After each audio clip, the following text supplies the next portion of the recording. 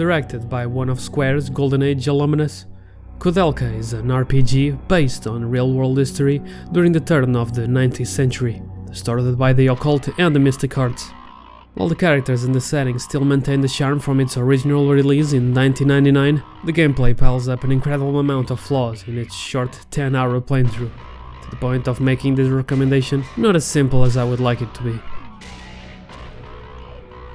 As a man of many talents, Hiroki Kikuta started his professional career as a manga illustrator, but quickly shifted his attention to music, as it always was his true life passion, leading him to join Square and compose the beloved dulcet tones to both Senkan Densetsu 2 and 3, mostly known as Secrets of Mana and Trials of Mana respectively. Even with a promising career ahead of him, Kikuta felt constrained in his artistic abilities, leaving Square right after wrapping up the release of Sokage, a title that sadly never left Japan. Determined to innovate not only in the sound but also the visual aspect of his works, he established his own company, Saknath, hitting the ground running by tackling their debut title as designer, writer, director and composer, with the full intention of creating an unconventional horror RPG. To put it in perspective, Parasite Eve was also released by Square with a short 2-month distance of Shokage, so the impulse here is to attribute Kikuta's inspiration on a project which he was probably aware of before leaving. But then again, pure speculation. With that in mind, the creation born of what can only be described as an obsessive passion, one can easily see how Koudelka turned into the singular contribution of his own company, as he soon resigned, citing creative differences as the main reason. So, what kind of game does such mind envision, and what would actually come out of its efforts? Let's move right along and find out. Though the story itself is set in motion by much older events, the game starts with the sighting of a robbed figure traversing the coastal lands of what is defined as being Aberystwyth, Wales, in the frightful night of Halloween in 1898. During a Monday no less, just so you know that the main characters can't waste time partying all night, cause tomorrow is still a workday. Eventually, revealing herself as a cute girl, our protagonist sneaks over the wall and reveals the single location of the game, Namonton Abbey, later explained how it was purchased and renovated by one Patrick Zaidworth. While Aberystwyth is an actual place, the Abbey is actually inspired by ruins seen by the developer's research trip to Pembrokeshire, so that is probably the place you want to visit if you are interested. Seems small from up there, but no, actually it is pretty small. It's just that the usual amusing end of fate locked all of the doors in such a conveniently puzzling way that you'll have to stumble across its entire perimeter until you find whatever it is you're looking for. I too enjoy the act of entertaining my friends with such activities like putting the only bathroom key of the house inside the painting in the living room, which is locked by a key confined to a safe, where the only annotation of the opening combination is deep beneath a lake that has to be drained, by finding a lever in the corner that is only visible after you open a can of light bulbs to replace the broken one in the room. All of this, while various sets of possessed furniture attack them relentlessly. The entire IKEA catalog, right in your face. Maybe I should open with this part. Anyway, I digress. After almost eating shit by something that barely gives you any time to understand what it was, the girl shaggies her way inside, only to find someone who actually ate shit super hard, leading her to stab some guy in the balls and getting bestowed with a full course shit-eating meal that she probably deserves. The game has not even started, and all you know is that these two are a bunch of idiots. This is, of course, used as a poor excuse to start the actual playing of the game, specifically the battle system. So, in we go. The combat is done in these void realities, where the only means to differentiate them is from the expected pixelated ground texture at their feet. Without so much as the need to explain it, if you have any knowledge of the role-playing games, it's clear that Koudelka uses a turn-based system, with the added caveat of positioning. Weapons have different ranges depending on their type. Magic hits on any distance, and guns can be shot if there is a party member in front of the shooter. This seems like my play into some nice challenging battles, so let me curb your enthusiasm right away. However, I will hold the finer details for a later section. For starters, you begin with just the main girl, a gun, and shitloads of magic. You can either take an action and move, or vice versa, which in theory would be good for melee, as you could attack and retreat from the danger if you so desired. After screaming in your face, you shoot the creature a few times and that's it. You did it. 2 grown-ass adults almost died by something that just needed to be shot a few times. With that, you are awarded with the second important character in the story, Edward motherfucking Plunkett. He shoots guns, isn't afraid of anything, and will not give up on the pussy pursuit even when near death. You're too early, Angel. I'm not dead yet. And you might be thinking, this game has to be pretty big because it comes in 4 discs, but not really. The real reason is that all of the important story cutscenes are fully voiced, so there's a lot of that filling the discs. At the same time, we get some characterization for the girl as well, with the most notable trait of being a bitch. Will you pray for me at least? Are you out of your mind? There's no bloody way I'm going to pray for you. Let's ignore the fact that the girl's name was revealed in its meta context of the battle system UI, and act surprised when she introduces herself as Koudelka. I'm confused, so you really are an angel? Don't be foolish. I actually thought this was going to be a Metroid situation. Koudelka does sound like some kind of ancient relic for the common layman, especially when you pair it with that slab of a logo. In retrospect, the game taking her name makes even less sense when you take in consideration the old story, but more of that in its due time. But I guess I owe you because you saved me too. Payback time. I think it's time to talk about some background stuff. I'm talking 2000's official game website info, which falls into that weird category that most people that play the game probably didn't know, but they probably should. Even if there wasn't a way to put it in the actual game, the least the publisher could have done was to put it in the game manual, as if they didn't already hide vital information in there. Damn bastards. Some of that character defining info can be partaken by relative information from the in-game documents and events, but the finer details are something that I would be glad to know before starting, so allow me to present a quick version of the present characters' backgrounds. Koudelka Yasant was born to a very poor gypsy family in a remote Welsh village. As a child, she began to display strong psychic abilities, which back then was a signal for a snowball fight, but everyone put rocks inside the snowballs, and also there wasn't any snow. And it was just one kid the target for the entire village. Please understand, there wasn't much in terms of entertainment back in the day. Luckily, she was just banned from the village, which led her to being found by Mrs. Blavatsky when she was just 9 years old, whom she decided to raise because that woman sure loved the occult, and the free psychic child must have been like winning the lottery to her. But after just 3 years, she died, and Koudelka was once again all alone, scrapping to survive each day in the streets of London, which I heard were pretty rough back then. Have you ever cried and begged for your next meal? Did you ever sell your body, seeking shelter from the frigid night air? I guess the bitch attitude is at least justified. The reason why she came to the Abbey is because she felt a strong spirit that summoned her there. That's it. No personal connection, just some mild curiosity, I guess. As for the bumbling fool, Edward Plunkett was a dumbass from a wealthy family that decided to try his hand at crime for some reason, and even then, he was bad at it. Look at this. What do you think of it? So he turned into a jack of all trades, master of none. Oh my god. He is described as someone that loves poetry and has been looking for something for his entire life, but he doesn't know what. But just take a look at this. So basically a dreaming idiot. And so, like the absolute buffoon that he is, he decided to infiltrate the Abbey because of a rumor that all of the bitches were partying up in here. At least his early appearance explains the conveniently placed rope in the beginning. After some stilted introductions between the two, the game starts for real. Here you are presented with the classic field exploration, which games like Resident Evil were entirely based on.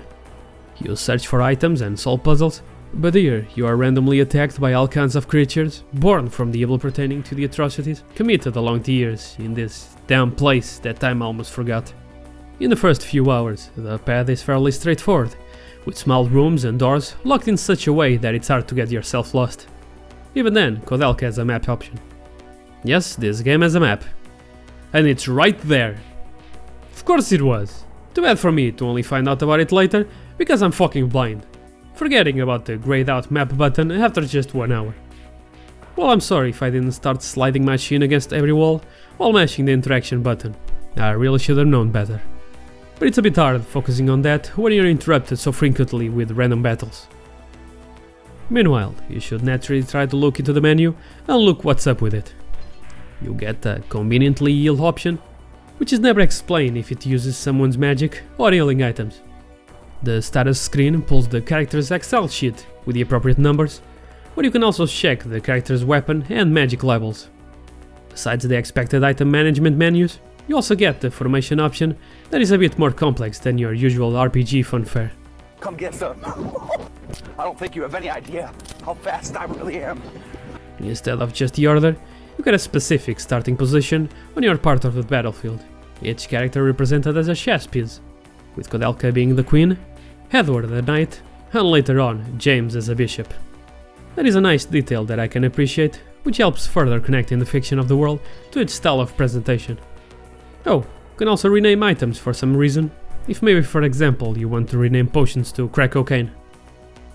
Exploring a bit further, you meet with two of the house residents, Ogden and Bessie, which are surprisingly hospitable, considering how it's the middle of the night and two strangers have been rummaging through their house. The old man explains how the place was built by a certain Saint Daniel in the 9th century to calm down all the monsters and evil spirits that were around back then. They also seem aware of the monsters that are now lurking around and even offer some bullets. They all seem like a helpful bunch, but soon enough, Edward falls into a bad case of diarrhea, which Koudelka reveals to be one of the side effects of eating poisoned soup.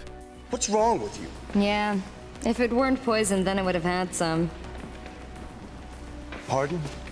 Oh, I can tell you how you're going to feel. In about half an hour, you won't be able to move your body. If you don't find an antidote, you'll definitely die. The soup is all we have. Please, have as much as you want. Oh, yes. The fuck is that on the table then? Decorative bread? Ah, I should have known. Old people outside your family are never to be trusted, always fooling people with their delicious weathers. Overall, Koudelka seems pretty chill about it, and even lets him enjoy the whole experience before curing him. They must be hiding something.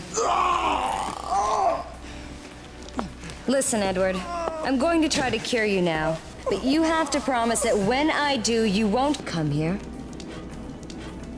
I came all... And after a quick cutaway recovery and some more exploration, you fumble your way through the garden, thinking along the way how bad the screen transitions are, making the exploration part kinda frustrating.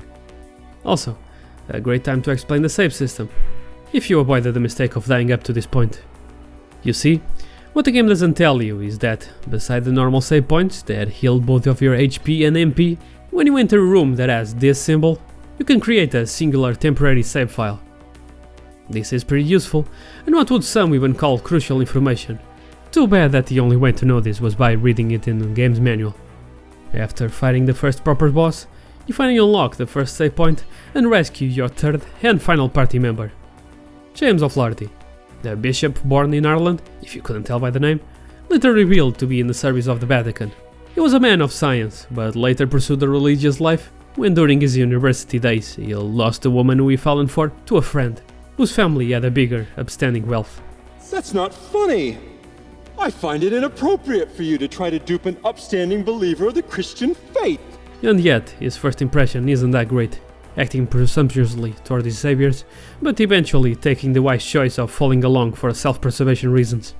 At least he helps purify the corrupted save points, so he has that going for him. More exploration ensues. The group discusses about the rappers of old, before getting shot by the soup man. Another boss later, and then Edward almost eats shit again for following a ghost child, proving that children are indeed pure evil, and in any case of death, they will come back to haunt people. At the same time, Koudelka decides to have a ghost orgy that is kinda cringe, but also kinda hot. I can feel them. Oh, this must have happened a long time ago. Oh, and the power is so strong.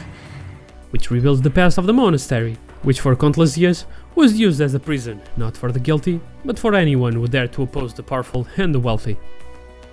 After destroying a closet wedding mummy, you wander around for an hour looking for the next place to go, until you realize that you are supposed to interact with the same closet after the fight to get the item that you needed to progress. Why in the fuck did you not just get the items right after the battle? I'm absolutely baffled by this one. Later, you are forced to fight some sort of shadow reflection of your party for no reason. You don't even get the usual exposition line of how the fight started. It just happens like that. Though, considering the high production value on the presentation, It's a bit weird how some battles or events just start with a simple text description.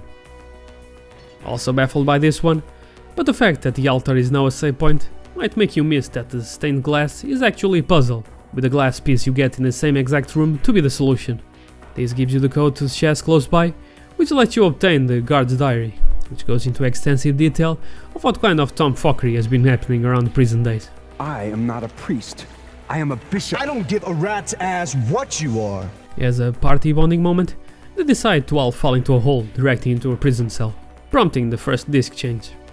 Man, remember how in Final Fantasy IX, after Kuja does his Kuja thing of unleashing Bahamut against the one that summoned him, killing the queen and putting dagger into this personal struggle, built upon this beautiful constructed sequence of her, standing literally and figuratively facing the castle and what it represents, so that it all comes together to this one exact moment, where she accepts the reality of the situation and decides to proudly stand in front of it, falling into black to ask you to change discs. Koudelka just has the characters fall into a hole. A hole that is not even close to be more life-threatening than a bruise. Hell, the last shot before the disc change prompt has them just awkwardly getting up, which is pretty funny. Anyway, this time the game has you locked into a tiny cell until you figure out that you have to interact with this unassuming pile of corpses, so that it triggers the next cutscene.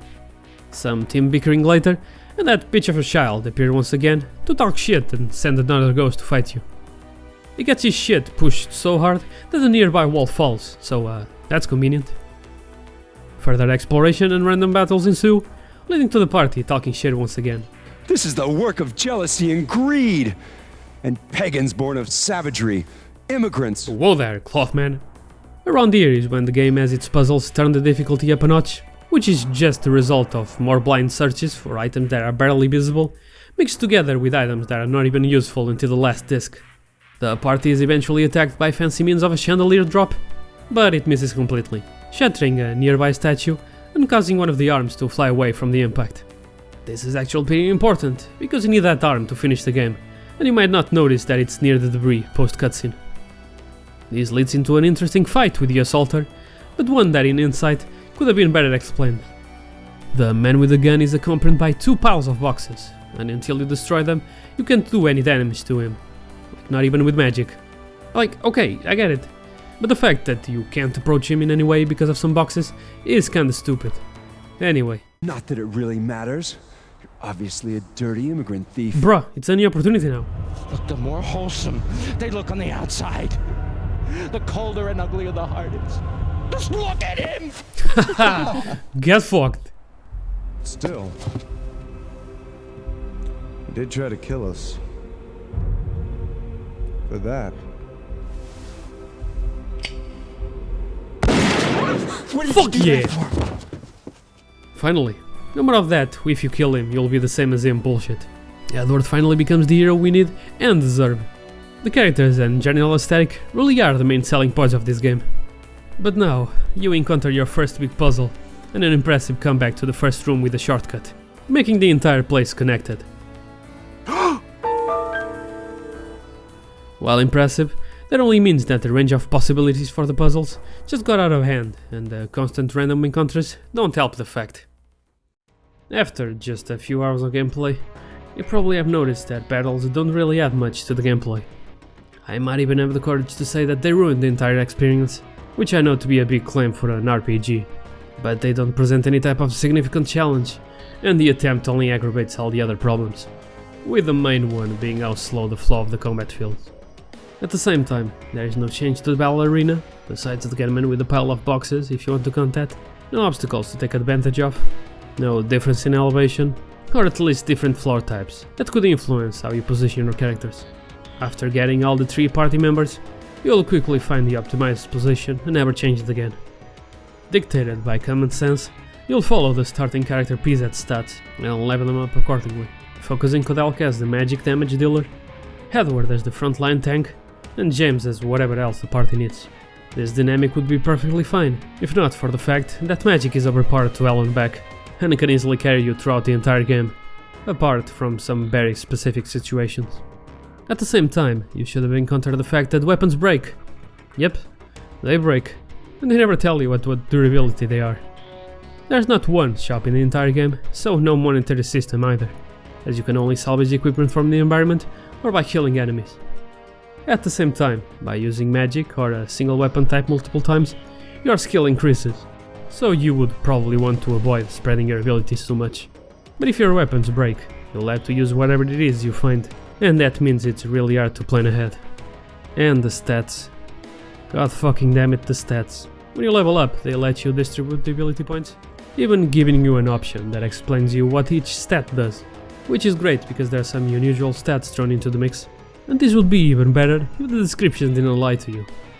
They tell you that stats like Dex and Mind govern over the changes of hitting with melee and magic respectively, but that is just a complete lie. Attacks either hit 100% of the time or don't, because the enemy is immune to the element that you are using. So you ask, what is the point of those two stats then? Well, they're paired against the target's same stat value and used to calculate how much damage the other pairing stat will do in total. Both descriptions do say that it's important to keep a balance between both pair of stats, but it never tells you that if you don't level both of them equally, you're bound to do shit damage. So the answer is just to kill everything with magic, right? No, it really isn't, because for some godforsaken reason, each time anything casts magic, all the enemies or party members that are not included in the interaction get deleted from existence, and the game has to load them again after the fact. But not just magic, even with items, the same problem happens. Every single time. Magic also has some other problems. Having the same leveling system as weapons, you got to use them to level them up to level 3, with each level increasing not only the damage but also the range of attack, letting you attack several adjacent enemies at max level. The problem is that you'll probably focus on leveling one type of magic, and then find yourself fighting something that is immune to that, and now you don't do shit for damage again. The same applies to healing. If you want to heal good, you have to use it often, but for that, you need your party to take damage, which doesn't happen that often, until you just hit a part where everything just kills your characters with one hit, making healing completely useless. Moreover, you get this entire list of magic that is called fortified for each stat, but what they failed to mention is that if you use it on enemies, it actually does the opposite effect. Why couldn't they just call it something else? That would have been good to know too. When you consider the amount of design flaws, you have to wonder how it got that bad during development. Stuff like, there's no simple display of how many bullets an equipped gun has, and when you run out of bullets, you have to waste an action turn by manually going into the items, scroll to bullet type, and use it. When you attempt to go back on a menu, it backs off entirely into the first menu, which is really frustrating. If you move a character into an unintended space, there's no way to fix it other than to waste a turn. And the menus are so damn slow. And you can't carry more than 50 items. I know this is supposed to be an horror RPG, but trying to combine the limited item management of Resident Evil with a genre that lets people hoard 99 of each type of potion is just ridiculous. Even more when key items occupy the same item limit. And while we are at it, might as well talk about one of the game's most ridiculous secrets, up there with Final Fantasy IX's Excalibur 2.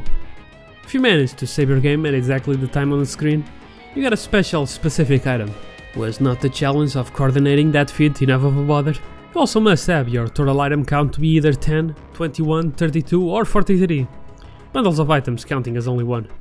That's some Mew under the truck playground bullshit, and I can't believe it's real. I did it for the first few items, but I couldn't be bothered to do the rest. As for the third hour, I was already feeling too overpowered to care about anything else. Back to the plot. You hopefully find the solution to the puzzle room real quick, or be like me and wander around an hour, looking for God knows what, only to discover I missed the last clue to the puzzle in this room.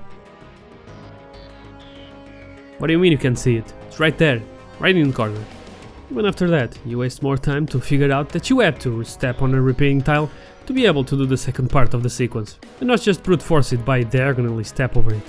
Some rooms later, and Koudelka gets the latest stream of plot exposition, revealing that some olden times alchemy shenanigans might be involved, and that some woman named Elaine is related to all of this, as she was the one that summoned Koudelka in the first place. More rooms later, another cool boss, and James finally reveals that he's looking for something, but doesn't want to share what that is. I don't understand. You don't understand. I don't understand. What are you grumbling about? You use a stone press to finally print a complete map of the Abbey, go around collecting even more junk to fit into junk-shaped holes, solving your way through all of this complex nonsense. Eventually, you come across a coffin with a dead body, which actually comes alive and later reveals to be none other than the Franciscan philosopher Roger Bacon, having survived for centuries after his alchemy experiences left him immortal. All of this was possible because of the so-called emigre document, the one that James has been looking for by the order of the Vatican. I hope you have been collecting all the random glass pieces, because you need them to open a door to progress further. But when you finally thought you could sigh in relief, bad stuff happened. Just the passing of another day. Oh no, today's All Saints' Day.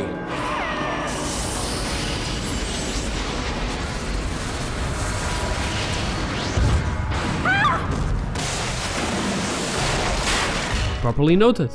Not going into churches during the All Saints' Day if I don't want to get blown the fuck out. So here's the gargoyle, one you can possibly beat, at least not yet. That would have been great information to add, because I thought I was under level all of a sudden, and this was just a ridiculous spike in difficulty. At least this time, I was smart enough to actually go look what was up, only to find out that I missed the part in the manual which explained that if you press the circle button, you can escape from battles. Well, wouldn't that have been useful to know sooner? So you finally escape and... wait, gotta change the disc during this basic screen transition. Okay, moving on. You finally escape and the party is split up, leaving Koudelka alone.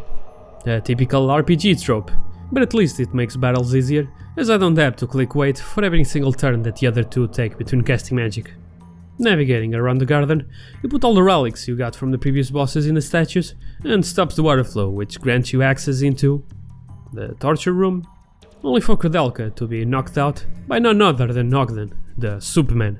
Now completely mad, he attempts to kill Koudelka, but fails when his wife, Bessie, stops him with a critical shot, revealing that Elaine got killed when thieves broke into the estate, before joining with her husband in a violent ending. My husband is waiting. He can be so impatient, you know.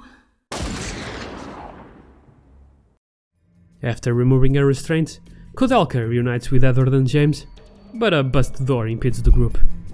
I almost got creamed by that monster. Okay. Planning on meeting further ahead, you explore deeper into the secret rooms of the monastery, and with a less aggravating sequence of item hunting, mostly because it's not necessary to progress, you find a bottle of blood that you can give to a nearby statue, granting you passage to a garage-esque room filled with grotesque pulsating veins that seem to keep this poor creature alive. It says only one sentence at a time, its face always covered by text at the start, and you might not even notice that each time you re-enter the room and interact with it, it will give you another in a series of hints of varying importance. I don't know what is up, but this is certainly fucked up. There are things that you can only discover through this creature, and even then some of the hints are too vague. Nevertheless, continuing with the main story, you exit into a graveyard, where you get the missing doll of the pair, and find the grave of Saint Daniel, even though his actual body was inside the statue. Praying here begins a long exposition where Roger explains what is up with him. Afterwards, you finally reunite with the party and break the news of Elaine's passing, which James seems to take to heart, prompting him to reveal the reason for his journey. Of his humble roots, his friendship and rivalry with Patrick over the love of their beloved Elaine, and of how cruel fate is to have brought him right there, by order of the Vatican, in search of an important relic, only to discover that it was that exact artifact that led to the demise of the two people he held the utmost respect. After such a surprisingly high quality work from James' voice actor, I got taken aback in such a way that I managed to get lost for the entire hour, until I finally considered and looked up a guide. Want to know where the answer was? It was right here. You see what the problem is? Yes, I don't have the green key, but where do I find it? Right here. Of course I had to interact with these two piles of dirt that vaguely resemble dead children. Again, I forget to rub my face all over every single wall, and then proceed to get lost forever. I finally returned the dolls to their previous owners, grab the green key and enter the room. Here is where there's a slight variation in what happens depending on what you do. If you just go there directly, you fight Charlotte, that bitch of a child ghost, but if you actually use the Greek code you got from the second stained glass puzzle, the one before the gargoyle appears, and then backtrack to the room with the safe, you can get her mother's letters that she wrote for years without knowing that her daughter was dead, which causes her to pass away as she totally accepts her fallen destiny. It's too scary! Hey, I feel warm. What's happening? No! Help me! You're not gonna forgive? You love me?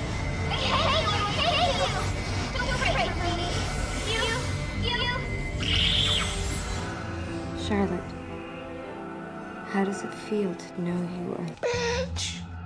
With a safe passage to Patrick's mansion, you finagle with some stuff, find a secret library, and meet with Mr. Bacon once again, who reveals he copied the emigre document by order of the Pope himself, so he knows what is up. At the same time, you find Patrick's research notes, and the story is pretty much explained in its entirety. Taking the emigre document for himself, Patrick tried to revive Elaine by killing hundreds of people, starting from those less fortunate to those with higher qualities of life, as the search for more powerful life essences continued until he managed to conduct the ritual. As expected, things get hairy, and the only thing he managed to do is resurrect the body, but not the soul. Which is really awkward, considering Koudelka can easily summon her spirit a few rooms over, just so that she could explain the plot further, in case you didn't want to read all of that text. Resurrecting the dead? Is this for real? Man talking to Ghost is flabbergasted by the notion of resurrecting the dead. More at 11. Of course, she's just appeared to ask the party to destroy the abomination that is her resurrected body. So I guess that's the final objective. Elaine! Elaine! Puzzling, exploding, battling, you already know the drill. You'll find the door under the fake fireplace, but it stops you because you have to find a way to dispose of Elaine's body first, which prompts you to go back to Bacon Man. It is most likely that the events detailed here did take place. Just as I thought. Bitch, you didn't? You even talked shit to the ghost.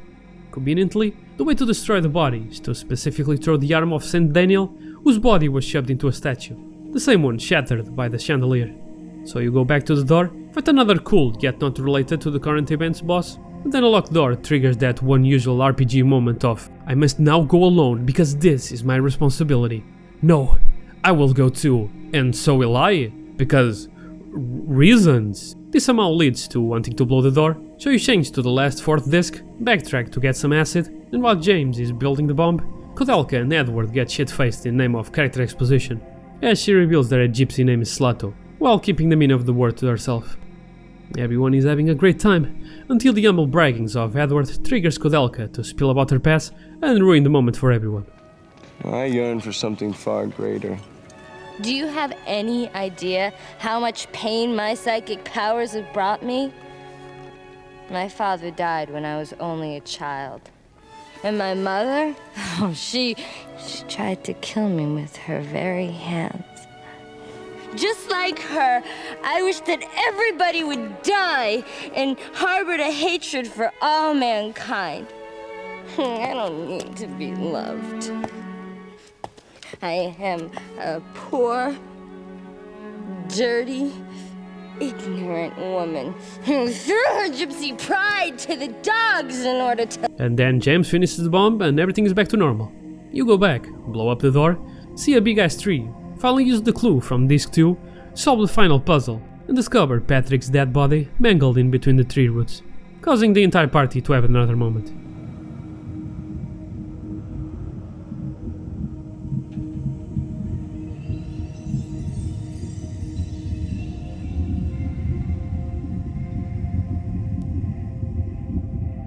Again with this. Just get the arm already. The tree is lit on fire, and you are locked into the last segment of the game, where you are forced to climb the monastery's tower, while being attacked by the tree's dying roots. Also, there's a save point here if you need one. What do you mean you can see it? It's right there. You just have to climb the farther side of this scaffolding and interact with this unassuming piece of architecture. Here we are, the final boss. You go inside the tower, find a huge flower, revealing the resurrected body of Elaine, who... Oh. Well then. So, what happened here? Let's go back, right to the beginning of all of this. Remember this moment? Did you catch what happened there? Cause I didn't, until the writing of this. Somehow, the pike that came loose snatched the pendant Koudelka was wearing, and if you can retrieve it before the final boss, you can actually proceed to the last part. Though where you get it is what baffles me. During the part where you are adorning the statues in the garden, you do it to stop the waterfall and access the door. But what you might not realize is that also applies to the fountain on the opposite side. Like for me, I tried to save there after doing the puzzle, so I found it by chance, but I can see others just missing it completely. mostly because the cutscene where she loses it is confusing so many hours before, and really weird as to how it ended up in there in the first place. If you use the distance from the wall she climbs using the distance from the gate in the intro cutscene, it doesn't make any sense. Are you telling me the pendant just fell on top of the statue and ricocheted straight into the water? Cause that's really convenient. So if you discover that you missed the pendant and the only save you have is in the last area the game locks you into, you might think that you done goofed and will have to restart the game from the beginning. But you can actually get the pendant from one of the cat enemies. I guess the excuse is that this evil cat just picked this up and wandered around with it. With the pendant on your inventory, without even the need to have it equipped, Koudelka reflects the attack and some funky shenanigans happen. Wait, how the hell did that work? And how did she know the pendant could be used like that? And does that mean that Terra's Xehanort could have reflected Zeta Flare if he was a gypsy? Koudelka and friends run up the tower to escape from Elaine, but are still forced into 3 separate battles against her. The first one, she is immune to physical damage and had to be dealt with just magic. The second one is just the reverse of that. And the third is the last stand against her final form on top of the destroyed tower, where everything goes. The music finally shines in this last clash as the composition builds upon the usual boss battle track, something that also happens with the normal battle music during the previous 2 forms of Elaine. Here is a quick sample for both.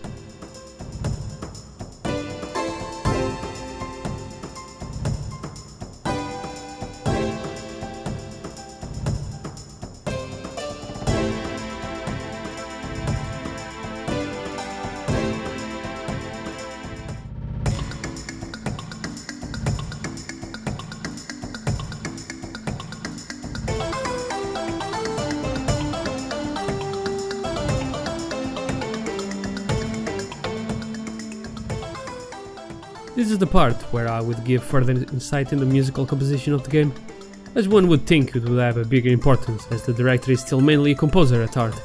But I don't know jack about music, and pertinent reviews seems to suggest that the soundtrack is not his best work, so seems to be that he composed these last 2 tracks first and then stripped them down to use as more common battle music, instead of the usual leitmotif technique. In theory, I see how that would work, as the simpler compositions keep that feeling of incompleteness, which pays off in full when you do get to this grand moment and experience a fulfilling sense of closure. At the same time, if you have a player that never gets to the end, their main takeaway could be that the music didn't offer any favors to an already clunky game, so it's a gamble. As for myself, I can say that I gained further appreciation for the basic tracks after listening to their complete compositions. So if that was his plan from the beginning, props to the man.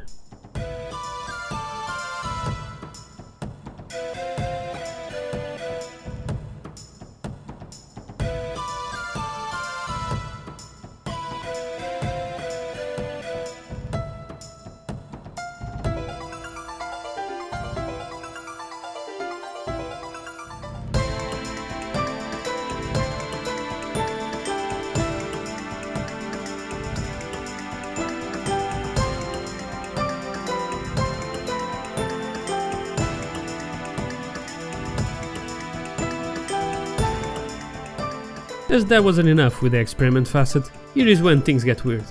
I was in fact pretty much overpowered throughout the entire game, minus one thing. But what happens next is that Elaine thinks it's cool to cast party wipe attacks in a row, which led to an interesting result.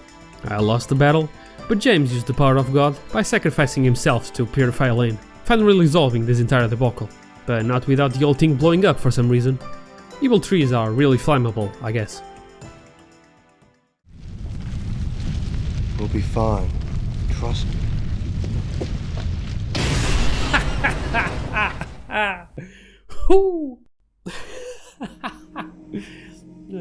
And so, Koudelka and Edward straight up fucking a tent. Bacon managed to survive another night, and before making a run for it, Edward asks again for her gypsy name, just so that she can reveal that it means treasure. With a stupid smirk on his face, he rides into the horizon while she stays behind for some reason. Did he take her horse? I didn't see his horse near the rope, so it has to be her horse, right? What the fuck, Edward? So that's it. That's Koudelka, right? But then, what happens if you actually kill Elaine? Well, for that, you're gonna have to play the game a bit more, unfortunately. If you want to survive all those party wipe attacks, you need to raise their HP and so raise their levels, which leaves you in this weird position of not needing to grind if you fight all the battles that you encounter throughout your journey. But just for the final boss and the extra boss, you'll probably want to fight some more battles, but the encounter rate will not be too low for your needs. If you are careful enough, there was a mask near one of the dolls that you could have picked up that you might not have noticed that what it did was reducing your battle encounter by half. So now it's a great time to drop that if you want to get some levels. At the same time, if you are a completionist, you are fucked, because you can only get one mask, and if you drop this one, that's it. You could also wait for these specific time windows and save to get the Gargoyle Skillet and the Roger's Cane, respectively, which just completely destroys everything. But doing it the legit way is actually faster than leaving the console on for that long. While on the topic of the Gargoyle Skillet, the extra boss that is harder than anything else is the one and only Gargoyle. You can challenge it again, and if you defeat it, you can get the sword from a statue near the main gate, leaving you in that RPG situation of, I defeated the strongest thing to get the most powerful weapon, and now I don't have anything to use it on. Yes, the sword's name is the same as the developer. It's a cute detail. I probably could have done this better if I actually cared, but here are my stats when I finally killed it. Funny enough, I later got the Gargoyle Skillet just to see how it looked, and as the name says, it's only meant to kill the Gargoyle, as after 2 attacks it's just shattered into dust. At least Saknod is a bit more resilient, and it solves the lane problem real quick. But in a strange turn of events, what you get is a ridiculous ending where she falls into the tower, blowing up the entire place, but not before doing some dinosaur noises.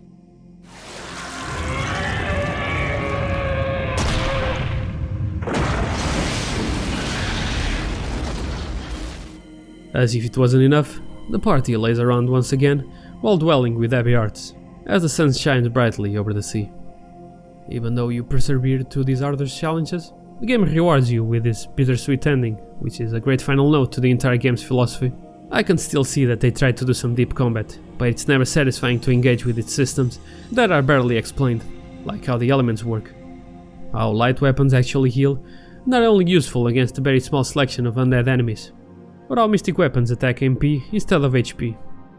And it's really hard to care about all of that when it plays so incredibly slow.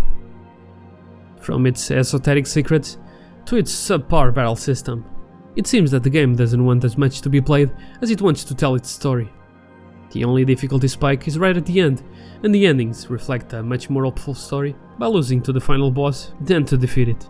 And while I'm at it, after reaching the end, I have to ask, why is the game called Koudelka? She barely has any personal relation to the machinations of the plot, at least when comparing to James, who actually has an emotional stake to the characters involved with the story.